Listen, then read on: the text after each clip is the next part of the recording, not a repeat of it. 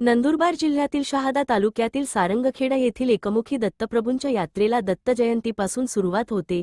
ही यात्रा घोडे बाजारासाठी प्रसिद्ध असल्यानं महाराष्ट्रासह गुजरात, मध्य प्रदेश, पंजाब, हरियाणा यासह विविध राज्यातील अश्वप्रेमी चेतक फेस्टिवलमध्ये सहभागी होतात.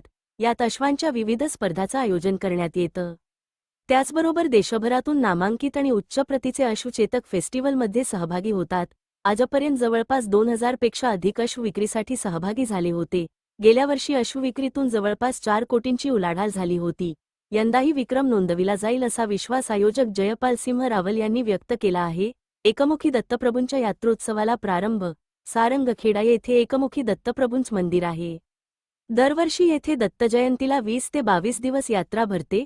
ही यात्रा घोडे बाजार आणि बैल बाजारासाठी प्रसिद्ध आहे. येथे शेतीचे साहित्य आणि घर संसारोपयोगी वस्तूची मोठी विक्री होते. तसंच या यात्रेत गोडशेव प्रसिद्ध आहे. यंदा यात्रेसाठी पोलीस प्रशासन सज्ज झाला आहे. महिला आणि पुरुषांसाठी मंदिरात स्वतंत्र दर्शन रांग केली आहे. 450 वर्षापासून संपूर्ण गावातून दत्तप्रभूंची पालखीतून मिरवणूक काढण्यात येते. यासाठी यंदा मंदिर प्रशासनानं 15 लाखाचा आकर्षक रथ करून घेतला आहे. या रथातून रात्री मिरवणूक काढून महाआरती करण्यात येते.